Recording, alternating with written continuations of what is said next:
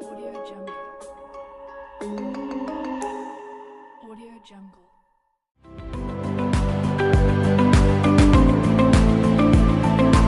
Audio Jungle.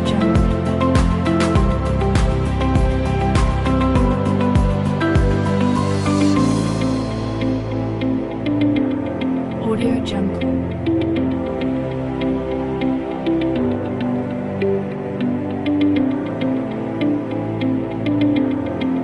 Audio Jungle. Audio Jungle.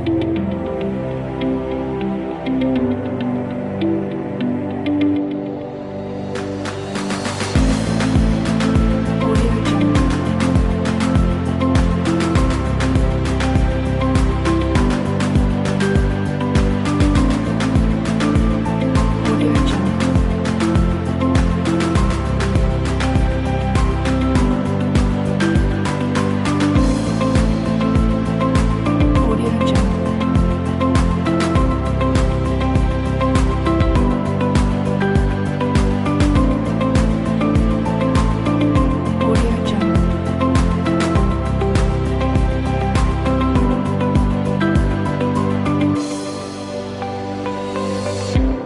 Audio Jungle. Audio Jungle. Audio Jungle.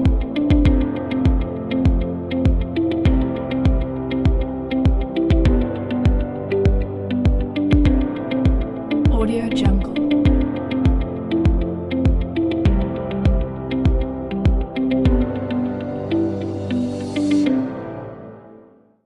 Ok, seja bem-vindo a esta série chamada De Volta para Deus. É essa terceira mensagem da série De Volta para Deus. Essa série, ela está sendo baseada, ou foi baseada, em 3 mensagens. E, na realidade, a nossa perspectiva é exatamente fazer com que eu e você, porque esta mensagem primeiro é para mim, depois para você, para que nós possamos pensar um pouco no nosso relacionamento com Deus. Então, na primeira mensagem, nós chamamos o seu coração, sua vida, de volta para Deus em temor. Então, dissemos que é necessário para que a gente entenda e tema a Deus, cumprir os seus mandamentos. Nós falamos isso, é necessário cumprir os seus mandamentos. Dissemos também que, além de cumprir os mandamentos, é muito importante e tão vital que você ame a Deus exclusivamente. Ame a Deus exclusivamente. E como consequência de alguém que teme ao Senhor, você então pode colocar o seu coração no temor do Senhor e ensinar os seus filhos. Então lembre-se, essa é a proposta das Escrituras, que nós primeiro temamos a Deus cumprindo os seus mandamentos, conhecendo os seus mandamentos, depois nós possamos amá-lo exclusivamente e depois ensinar os nossos filhos. E assim voltaremos para Deus com o coração temeroso, com o coração cheio de temor do nosso Deus. Semana passada falamos que é necessário, já que agora você entende ou começa a entender o tamanho de Deus, porque você começa a ler os mandamentos, conhecer os seus mandamentos, quer cumpri-los, ama-o de todo o seu coração, então agora é necessário que você volte para Deus em confissão. E esse foi a segunda mensagem da semana passada. Para que você volte para Deus em confissão, é necessário que você entenda as Escrituras, que você leia as Escrituras, que você conheça as Escrituras. Nós falamos dessa realidade. Sem leitura da Bíblia, sem conhecer os mandamentos, não há como cumprir e, portanto, não há como viver. E aí dissemos também, para que você volte para o Senhor em confissão, além de ler, você precisa pegar a Bíblia e aplicá-la na sua vida, fazendo com que você realmente compreenda que aquilo que Deus está dizendo tem a ver com você, que é necessário então cumprir e mudar a sua posição. Mas também você, quando fizer isso, vai perceber uma coisa: é impossível, absolutamente impossível, cumprir os mandamentos de Deus por nós mesmos. Você não consegue fazer isso. Por isso nós falamos, a última coisa que nós dissemos na semana passada foi: apegue-se ao Evangelho. Para que você tema a Deus, para que você cumpra os seus mandamentos, para que você ame a Deus, você precisa desesperadamente correr para Cristo. Porque só em Cristo podemos cumprir verdadeiramente os mandamentos de Deus, a lei de Deus. E agora eu quero chamar você, tendo em vista que você compreendeu tendo em vista que você está disposto a voltar para Deus em temor, que você está disposto a confessar, ou seja, você se diagnosticou com o problema, então eu quero convidar você na terceira e última mensagem dessa série, agora a voltar para Deus em compromisso. Em compromisso. Eu diria que aqui seria a parte da ação, de mais ou menos o seguinte: e aí, o que é que você vai fazer com isso? O que é que você tem que fazer para que, tendo em vista que você agora entendeu o temor de Deus, que você confessou o seu erro contra Ele, então é necessário que você tome uma atitude, que você tenha uma ação, e essa ação passa pelo compromisso com o nosso Deus, pelo compromisso. Eu quero muito que você saia daqui hoje disposto e decidido a tomar uma nova decisão, a realmente dar uma repaginada na sua vida. O que eu quero lidar com você hoje, conversar com você hoje, tem a ver com a sua agenda, com o seu dia a dia, com as suas prioridades. Por isso eu quero chamar você de volta em comprometimento, em compromisso com Deus, para que você comece a engajar-se na perspectiva daquilo que Deus quer para você. Lembre-se, nós nos afastamos de Deus, mas é necessário voltar em temor, porque nós entendemos a grandeza de Deus. Quando entendemos que Ele exige de nós, nós então nos prostramos em confissão e tomamos uma nova posição, arrependendo dos nossos erros e pecados. Para isso eu quero convidar você a abrir comigo o Evangelho de Mateus capítulo 6. Vamos trabalhar do verso 25 ao verso 34. Nós leremos todos juntos apenas o versículo 33. Tá bom? Todos juntos, o versículo 33, bem forte, como, lembre-se, você está diante da voz de Deus aqui, você está diante da palavra, então, é como se Deus, é Deus falando com você. Leia com essa verdade, com essa propriedade. Vamos todos juntos lermos o versículo 33, vamos lá? Buscai, pois, em primeiro lugar o seu reino e a sua justiça, e todas estas coisas vos serão acrescentadas. Mais uma vez, buscai, pois, em primeiro lugar o seu reino e a sua justiça, e todas estas coisas vos serão acrescentadas. Você crê nessa realidade de que se você buscar em primeiro lugar o reino de Deus, o resto vem? Se você crê, eu quero que você diga amém, só se crê. Crê? Amém. Então vamos orar, porque Deus tem uma palavra para o seu coração nessa noite. Vamos coloque o seu coração. Eu realmente não sei como você veio, como é que está a sua correria, mas eu quero que você se acalme. Coloque sua vida diante do Senhor, fale com Ele, peça a Ele que instrua a sua alma, instrua seu coração nessa noite. Deus de poder e graça, somos gratos ao Senhor por tudo que o Senhor tem feito e tudo que o Senhor tem realizado. Mas ainda assim somos gratos em primeiro lugar pela Tua salvação por nós. E em segundo porque nós podemos nos reunir aqui e ouvir o Senhor falar conosco. Deus amado, quebre tudo que atrapalha a nossa comunhão nesse instante com o Senhor. E Pai, em nome do Senhor Jesus, torne o nosso coração cativo à Tua palavra. Usa a minha vida como instrumento, e eu lhe peço, Deus, em nome de Jesus, fala comigo também, fala com o meu coração, fala com a minha vida, que Teu Espírito Santo nos conduza em uma conversa com o Pai eterno, em que nós aprendamos mais de Ti, ouvindo Tua voz. Em nome de Jesus é que nós Te louvamos hoje e sempre. Amém. Amém. Podem vos assentar, meus queridos.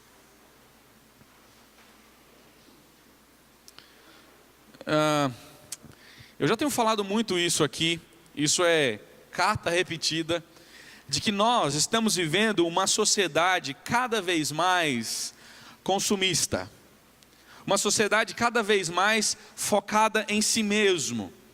Então, a sociedade que é consumista, que é focada em si mesma, tem dentro da sua própria caixinha uma perspectiva do que é ser feliz, do que é ter realização, do que é ser bem-sucedido. E essa caixinha, dentro dessa caixinha com certeza tem beleza, né? Você busca um padrão de beleza, com certeza tem família, com certeza tem carro bom, com certeza tem dinheiro, com certeza tem uma universidade, com certeza tem casa própria. Ou seja, parece que para a gente estar para cima, todas essas coisas precisam ser uma realidade para nós. Nós parecemos que necessitamos desesperadamente dos conceitos que a sociedade nos dá para aprovar-nos como felizes. Então, eu só sou feliz se eu tenho essa caixinha aqui.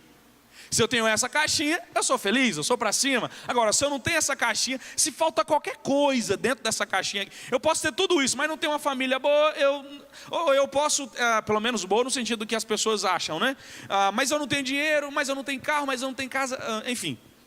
Felicidade, sucesso pleno é quando alguém consegue tudo que está nessa caixinha aqui. Casa, dinheiro, realização profissional, uma família aos olhos de todos bonita, beleza. E sabe o que é pior de tudo isso?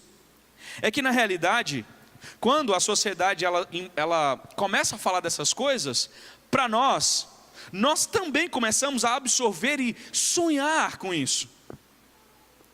Mas nós não só sonhamos, nós temos essa caixinha como filosofia de vida, nós temos essa caixinha como motivação para a nossa vida. Talvez você vai dizer, não pastor, não é bem assim. Então eu gostaria de chamar você a conversar comigo para que você veja se de fato não é bem assim. Porque esse é um problema que nós enfrentamos constantemente. Porque para alcançar essa caixinha aí, para alcançar essas coisas, nós temos que nos desdobrarmos em milhares.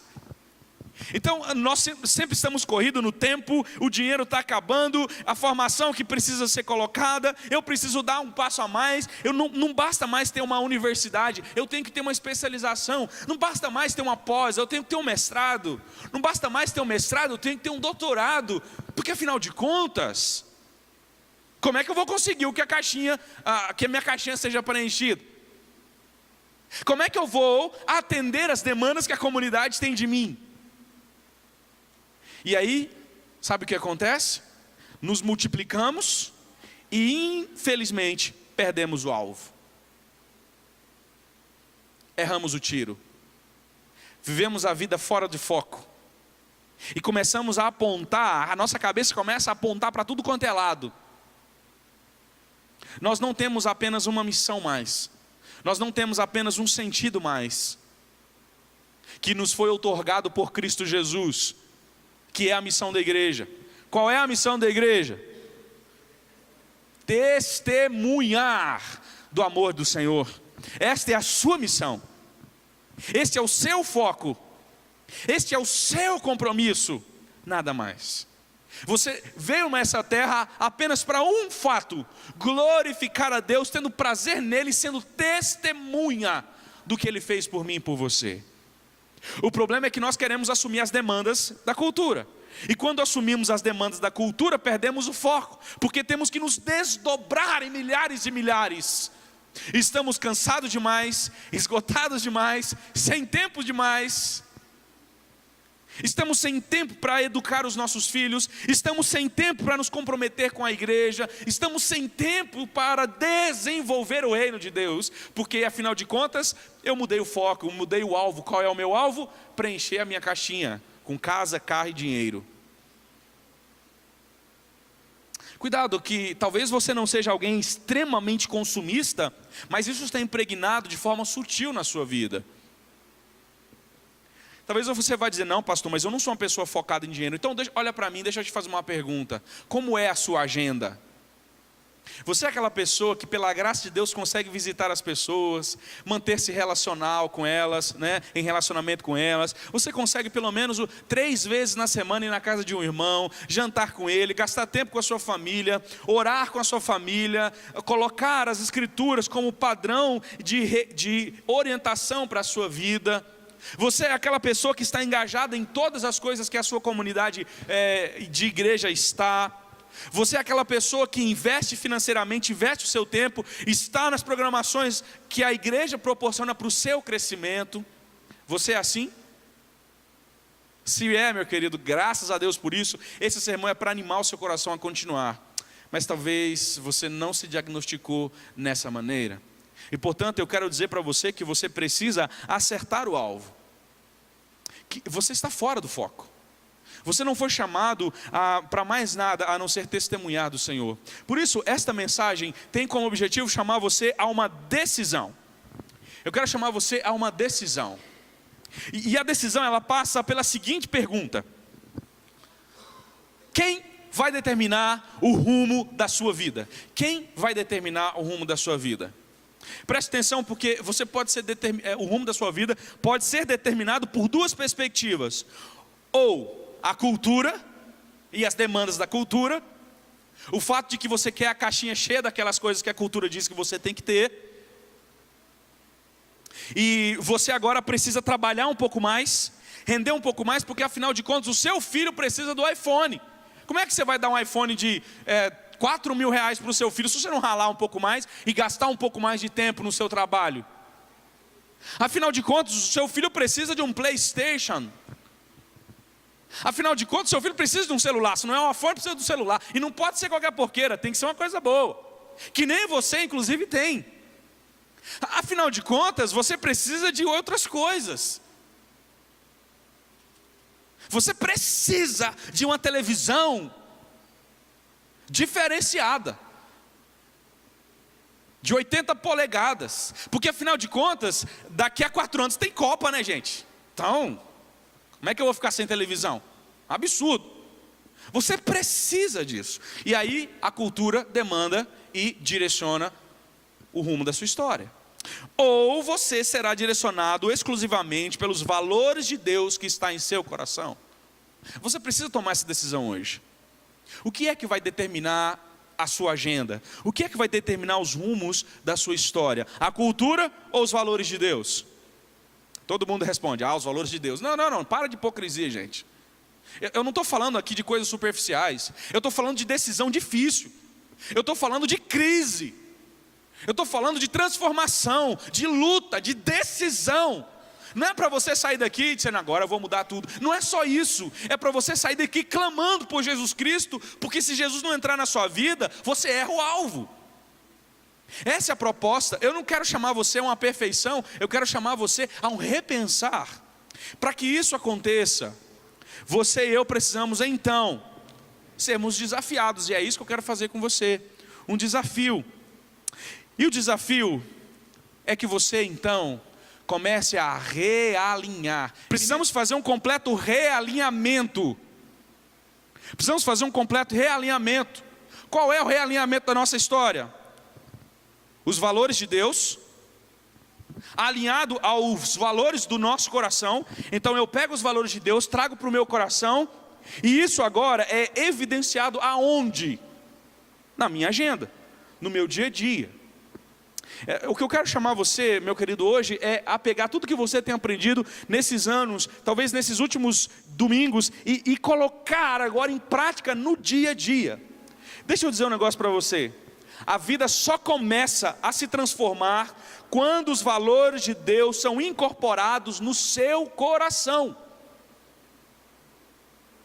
Se não tiver lá dentro, não muda. Se for uma coisa apenas de conceito, não muda. E sabe aonde é que as coisas acontecem? Na vida diária. A sua agenda revela aonde está o seu coração.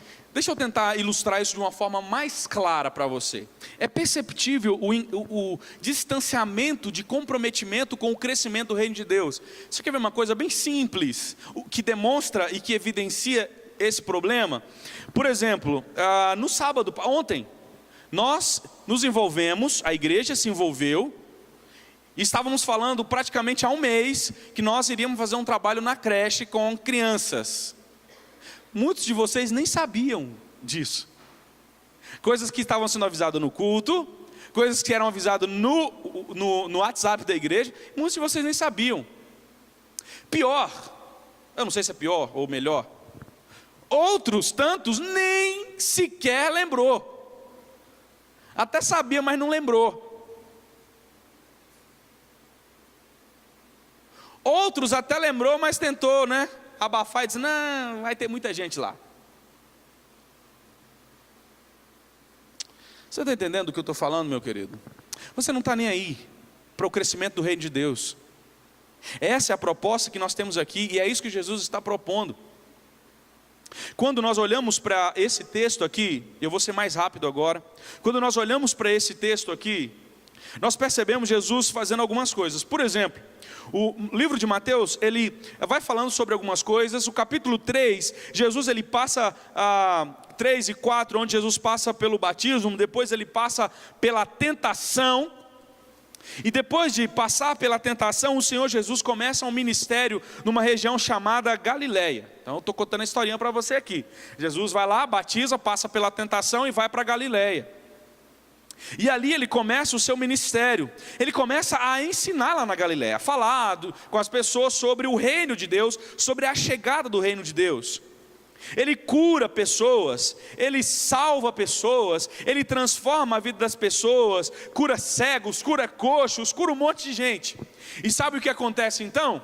Muitas pessoas começaram a ir atrás de Jesus, de forma que Jesus já não podia mais ensinar nas sinagogas, era pequeno demais, as multidões eram muito grandes. Então Jesus, ele parte para uma montanha, para um monte.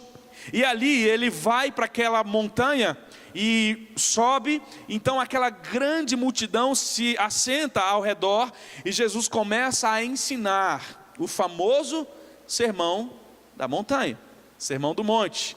E o sermão do monte, o Senhor Jesus começa a falar sobre coisas extremamente importantes.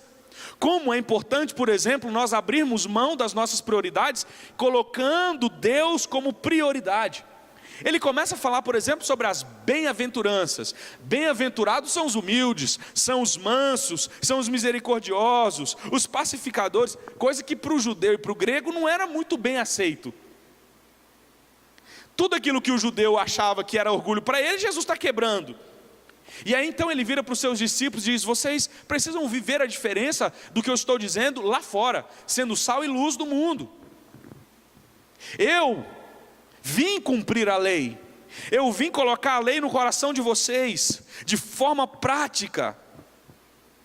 Eu vim lembrá-los da realidade de que vocês não conseguem cumprir a lei como se deve. Eu sim, vocês não. E aí do verso 17 do capítulo 5 até o verso 48, Jesus está lembrando dessa realidade. Ele vai aplicando a lei aos nossos corações e dizendo: vocês não conseguem. Até finalmente chegar no capítulo 6. E aí então ele diz: olha, até para dar esmola vocês são orgulhosos. Vocês dão esmolas de uma coisa, mas vocês querem a glória disso tudo. E ele fala: o que uma mão dê, que a outra não fique sabendo. E ele diz: deixa eu falar uma coisa para piorar a situação. Nem orar vocês conseguem fazer sem o pecado habitando em vocês. Vocês são tão idólatras de vocês mesmos, vocês estão tão no centro da história, que vocês estão orando de forma errada e por isso não ganham. Então deixa eu ensinar para vocês como é que se deve orar. E aí Jesus começa a oração, chamada oração dominical, ou a oração do Pai Nosso, vulgo oração do Pai Nosso. E é interessante, sabe por quê? Porque claramente na oração do Pai Nosso nós temos duas perspectivas. No versículo 10 do capítulo 6, verso 10, o verso 9 e 10, nós temos 3 verbos na oração. Jesus começa a oração dizendo assim: Pai nosso que estás nos céus. Primeiro verbo: santificado seja o quê? O seu nome. Aí olha a segunda oração, o segundo desejo de Jesus: venha o teu reino. Terceiro desejo: seja feita a tua. O que Jesus está dizendo aqui na oração? Deus deve ser sua prioridade. O reino de Deus deve ser sua prioridade. Por isso a oração dominical começa com exatamente: Deus seja glorificado com a minha vida. Como é que Deus é glorificado na minha vida? Quando eu faço e participo do crescimento do reino. De forma que agora eu estou cumprindo a vontade de Deus. Você deveria orar assim todos os dias: Deus, que hoje o teu nome seja santificado. Deus, que o Senhor me use para crescer o teu reino e me use para cumprir a tua vontade. Depois disso, aí ele diz, agora ele vira para você e diz que você pode orar pedindo o que você precisa, suas necessidades. Ele fala sobre pão: Deus, me dê o pão. Ele fala sobre perdão, ele fala: Deus, me ensine a perdoar e relacionar com as pessoas. E ele fala sobre proteção, ele diz: me livra da tentação. É só isso aqui, meu querido, que você precisa fazer: louvar a Deus, glorificá-lo, desenvolver o seu reino, e aí então você tem pão, você sabe relacionar com as pessoas e você tem a proteção de Deus. E aí finalmente ele continua, logo depois de dizer disso, ele fala: mas tem um problema. O problema é que vocês têm o coração nas coisas daqui. O consumismo já estava lá nos tempos de Jesus, né? Vocês têm o coração nas coisas daqui. Cuidado, porque esse tesouro aí, no versículo 19 do capítulo 6, isso vai embora, gente. Pelo contrário, construa tesouros, né? Diferentes, tesouros que ninguém pode roubar de vocês. E aí ele chega no capítulo 6, verso 24 e diz: deixa eu chamar a vocês a uma coisa importante. Ninguém pode amar a Deus e amar o consumismo, amar as suas riquezas. Ninguém. Até finalmente chegar e chamar-nos ao novo compromisso. E aí ele fala do verso 25 ao verso 34, nos chamando a esse novo compromisso. Meu querido, para que você aplique tudo isso na sua vida, olha o que Jesus diz aqui.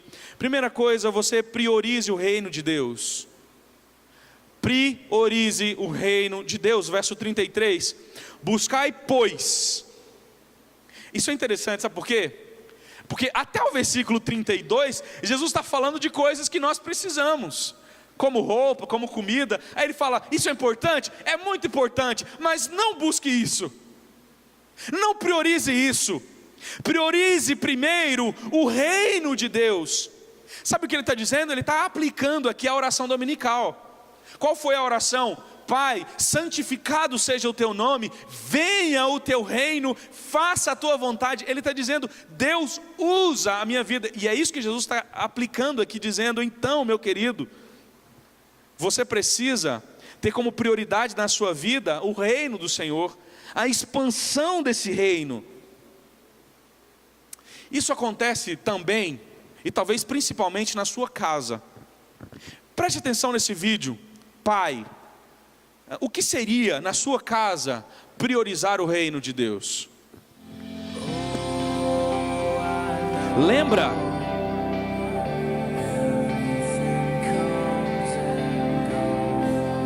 Quando seus filhos queriam ser como você, antes deles chegarem, você traçava seu próprio caminho.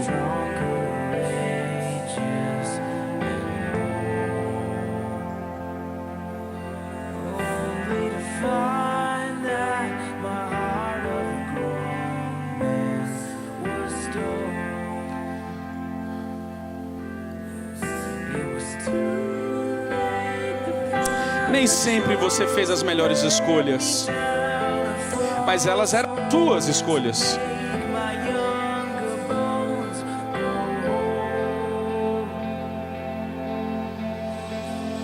Então, você a conheceu, e eles chegaram, e começaram a seguir você.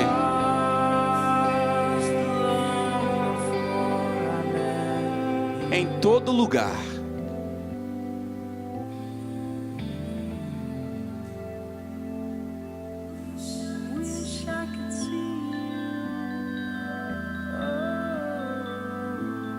E de repente começou a ter importância por onde você andava.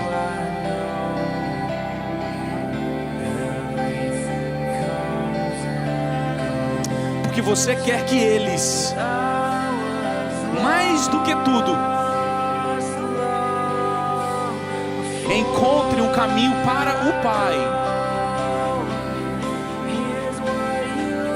e o trilhem com você.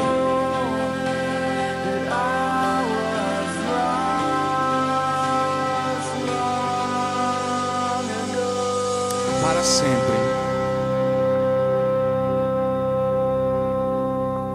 Meu querido, sabe o que me preocupa quando nós chamamos você a priorizar o reino? É que muitos pais se esqueceram de que são discipuladores de seus filhos. Muitos pais se esqueceram de que eles têm uma missão. A missão é ser testemunha do Senhor em sua própria casa. chorar com seus filhos, amá-los, chamar os seus filhos a seguir os seus próprios passos. Mas meu amado, meu querido, minha irmã, meu irmão, você foi consumido pelo consumismo. Você foi consumido por prioridades erradas. Você tem buscado coisas fora do temor do Senhor, da confissão verdadeira. Coisas que têm feito você se distanciar da sua família. Coisas que têm feito você despriorizar a sua casa. Nós não temos mais tempo para falar de Deus aos nossos filhos. Não gastamos mais tempo porque estamos impacientes demais, cansados demais, esgotados demais. E eu tenho ficado preocupado com o caminho que os seus filhos terão.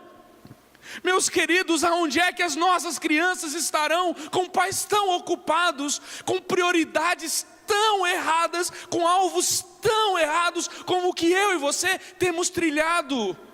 Nós temos confiado em nós mesmos e gastado nosso tempo fora dos caminhos do Senhor. Lembre-se, você tem uma missão, e ela não é ganhar dinheiro, ela não é dar ao seu filho uma melhor vida, ela não é dar a melhor roupa, ela não é dar o melhor brinquedo, ela é trazer o seu filho ao caminho do Senhor, é apresentar Jesus para ele por meio da sua própria vida. É colocar o seu filho diante de você e dizer: sirva ao Deus que eu sirvo, porque o temor do Senhor está em meu coração, siga os meus passos, priorize o reino de Deus. Eu fico pensando, que tipo de igreja nós teremos no futuro, se os seus filhos seguissem os seus passos? Será que de fato você prioriza o reino de Deus? Será que de fato isso de fato importa para você? Priorize o reino de Deus. Coloque o seu coração diante do Senhor. Buscai, pois, em primeiro lugar o seu reino e a sua justiça. Justiça tem a ver com o fato de Cristo ter sido feito justiça em nosso lugar. Busque então aquilo que Jesus fez em nós. Aplique o evangelho à sua casa. Meus amados, o resto virá. O resto virá. Priorize o reino de Deus. É um comprometimento que você precisa fazer hoje. Olha a sua agenda, olha a sua correria, olha o seu distanciamento. Pare com isso. Pare. Diga não a essa cultura que te está levando para longe. E eu me pergunto, e o dia que a perseguição vier? E o dia que ser cristão não vai ser mais bonitinho como é hoje? Será que você estará firmado nos pés do Senhor? Priorize o reino do Senhor. Invista no reino, que essa seja a sua oração todo dia. Primeira coisa, Deus seja santificado. Segunda coisa, Deus me use para a expansão do teu reino. Terceira coisa, Deus, que eu de fato cumpra a tua vontade. Priorize o reino de Deus. Essa é a primeira coisa, mas eu queria chamar você a uma segunda coisa. Para que essa prioridade aconteça, para que você de fato mude a sua agenda, mude o seu foco, você precisa ter uma atitude muito difícil. Segunda coisa, e última, você precisa aprender a contentar-se com o necessário. Pastor, não é tão difícil. Muito mais do que você imagina. As escrituras no versículo 25 a 32, ela vai nos lembrando exatamente disso.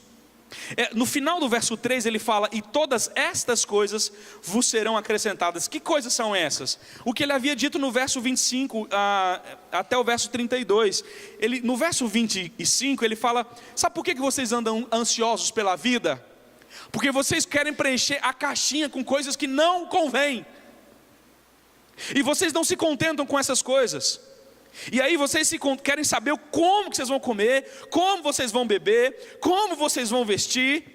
E aí Jesus fala: para tudo, vocês estão esquecendo, a vida vale mais do que o alimento, e o corpo vale mais do que a própria veste. Vocês são mais importantes do que os objetos que vocês usam e perseguem.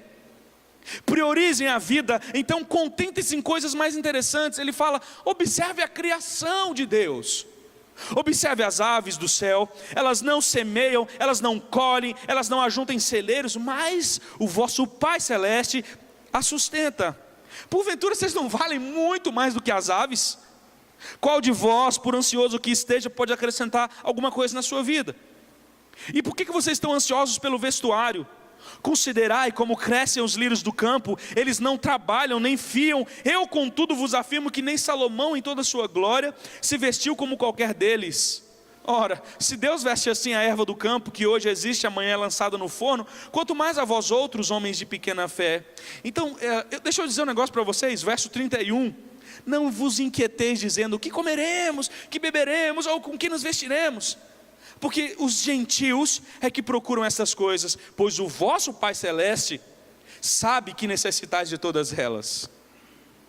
Portanto, verso 34, não vos inquieteis com o dia de amanhã, pois o amanhã trará os seus cuidados, basta ao dia o seu próprio mal.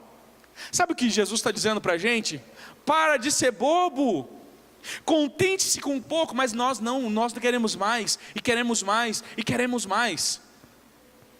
Estava falando com a Danila essas semanas agora, talvez foi semana mesmo. Nosso sonho era ter uma casa. Deus nos deu a casa. Sabe qual é o nosso sonho agora? Ter uma casa maior. Entendem? Quando é que isso vai parar? E para ter uma casa maior, o que eu tenho que fazer? Trabalhar mais. E para trabalhar mais, o que eu tenho que fazer? Gastar um pouco mais de tempo fora da minha família. E quando eu gasto um pouco de tempo fora da minha família, eu começo a me cansar das coisas. Eu começo a gastar prioridades naquilo que não é prioridade. Gente, isso é para mim, isso é para você. Isso é uma crise que eu tenho lutado, que eu tenho colocado diante de Deus, junto com a minha família, porque isso me cansa. Nós precisamos aumentar a nossa pilha de dinheiro cada dia mais, e cada dia mais, e cada dia mais. E vamos perdendo tudo. Nós não nos tornamos mais contentes com aquilo que Deus dá. E por isso nos tornamos ansiosos. Sua ansiedade nada mais é do que perseguição por aquilo que não vale nada. E aí a gente faz mais dívidas para ter aquilo que a gente não precisa, para impressionar quem a gente nem conhece. Eu preciso de um carro melhor. Por quê? Porque eu gosto de conforto. Não é só por isso não, é porque isso impressiona. Entende? Não, então se é assim, nós podemos ter qualquer um. Isso é um problema meu, um problema seu. Presta atenção nessa ilustração, numa história aqui. Fique ligado nisso daqui. Entrevista com Deus. Entra, disse Deus. Por que queres entrevistar-me? Bem, respondi a Deus. Se tens algum tempo para mim? Deus sorri e diz, o meu tempo chama-se eternidade, chega para tudo e para todos. O que queres saber?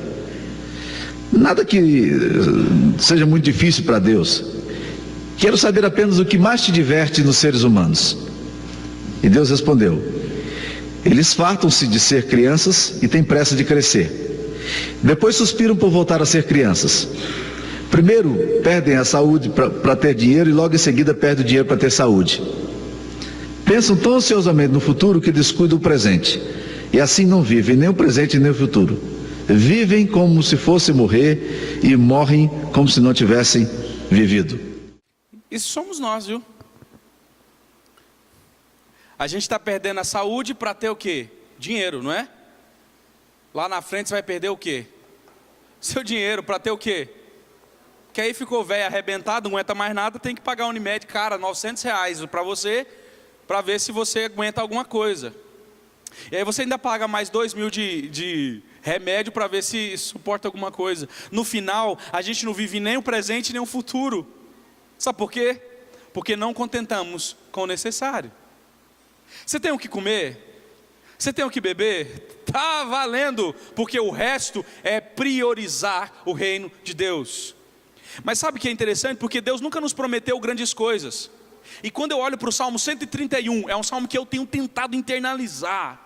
E eu quero que você abra a sua Bíblia no Salmo 131. Vai lá. Sublinha esse salmo aí.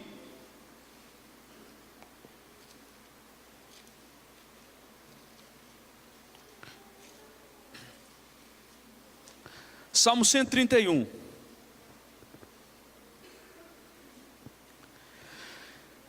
Diz assim, ó: Senhor, não é soberbo o meu coração, nem altivo o meu olhar, nem ando à procura de grandes coisas, nem de coisas maravilhosas demais para mim.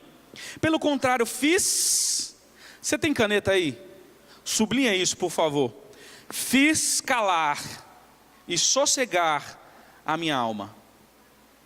Fiz calar e sossegar a minha alma, como criança desmamada se aquieta nos braços de sua mãe. Como essa criança é a minha alma para contigo. Espera, ó Israel, no Senhor desde agora e para sempre. Eu gosto tanto dessa ideia. Fiz calar e sossegar. Você já viu criança desmamada quietinha? Tipo no primeiro dia que ela é desmamada? Tira a criança do peito quando ela é acostumada, para você ver uma coisa, se ela vai ficar quietinha lá. Mas sabe o que é interessante? Ela aprende, a sua mãe faz, ela fica quieta, ela se acostuma. Mas a ideia aqui, meu querido, é de uma ideia de luta pessoal. Fiz calar e fiz sossegar. É como se você dissesse assim, como Davi conversava com ele, né? E dizia assim: Deus, por que a minha alma está batida? E ele pergunta para si mesmo: por que está batida a minha alma? Fica quieta aí. Fica quieta. Você precisa contentar com o que Deus te deu. Tem comida, tá bom. Paulo aprendeu isso, gente. Paulo priorizava o reino de Deus, buscava o reino de Deus em primeiro lugar. E aí sabe o que ele disse? Quando ele passou por todas as crises, ele falou assim: gente, deixa eu dizer um negócio para vocês. Eu aprendi a viver em todo lugar com qualquer coisa. Sei ter abundância quando tem escassez, mas eu tenho um foco. Eu tenho confiança num Deus, porque esse Deus é que me fortalece. Por isso eu tudo posso nele. Filipenses capítulo 4. Ele diz: eu aprendi a estar contente em toda e qualquer situação. Estar contente. Oh, coisa difícil. Gente, em nome de Jesus, meus irmãos, vamos tomar uma decisão hoje. Nos fazer calar e sossegar. Às vezes você vai ter que chorar diante de Deus, falar: Deus, eu não estou conseguindo ficar quieto, eu estou ansioso, mas eu quero, em nome do Senhor Jesus, me aquietar diante do Senhor. Gente, meus irmãos, é um processo, é uma luta, é uma realidade de briga todo dia. E eu quero desafiar você a estar contente com o que você tem. Eu não estou chamando você, meu querido, para não ser pessoa sonhadora, para não ser um investidor, para não ser uma pessoa... Ótimo, desde que tudo isso cumpra única e exclusivamente a sua missão. Qual é a sua missão? Ser testemunha, e só. Qualquer coisa, qualquer investimento, qualquer recurso, qualquer tempo fora disso, você errou o alvo. Você errou o alvo. E você corre um sério risco de ser diagnosticado nessa historinha que nós acabamos de ouvir. Está vivendo a vida no presente, esperando o futuro, e quando chegar no futuro vai perceber que não viveu nem o presente, nem consegue viver o futuro. Volte para o Senhor. Comprometa-se com Ele. Comprometa-se mais com a sua igreja.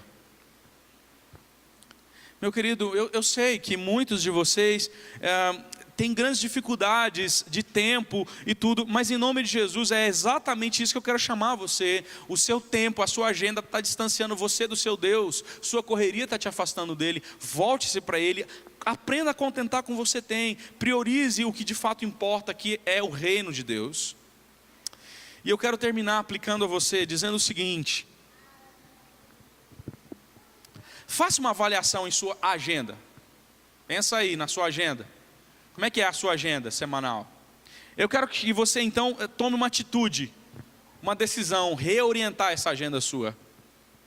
Diga: eu preciso de uma nova perspectiva.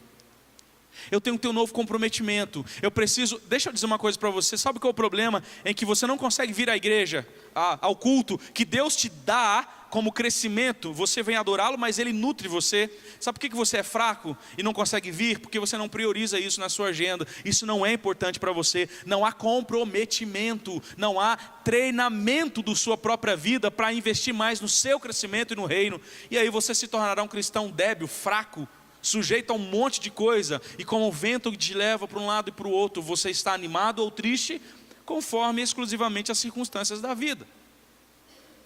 Tome uma decisão em nome de Jesus, reoriente a sua agenda, cuidado para você não priorizar as coisas erradas. Eu percebo que culto, igreja, reino de Deus, é um negócio que você coloca lá dentro da agenda. Não é isso. Deixa eu falar uma coisa para você, é o contrário. A agenda é uma coisa que você coloca lá dentro do conceito do reino de Deus.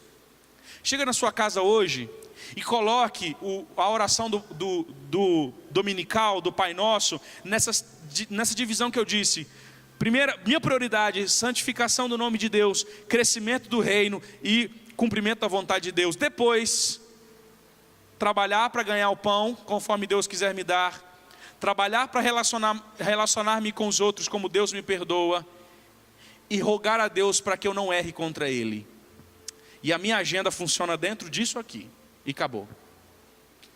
E eu quero dizer para você, tome uma decisão de mudança. Tome uma decisão de mudança. Se essa decisão não acontecer, meu querido, você não vai mudar. Se não for algo que você de fato colocar no seu coração e passar a viver e dar passos em direção, você não consegue mudar. Nunca. Só que eu digo para você, bem-vindo à crise. Não vai ser fácil. Vai ser o que? Como criança desmamada. Ou seja, fiz calar e sossegar. Fiz calar e sossegar. Essa tem que ser aquilo que pulsa no seu coração. Olhe para Cristo Jesus, que é quem pode dar sossego a você. Tá? Vamos orar? Coloque seu coração diante do Senhor. Que aquela canção que foi cantada no início, antes do sermão, quero voltar ao início de tudo. Ao início de tudo eu quero voltar, encontrar-te contigo, Senhor. Quero rever os valores reais do Senhor. Ore, fale com o Senhor. Ore nesse instante.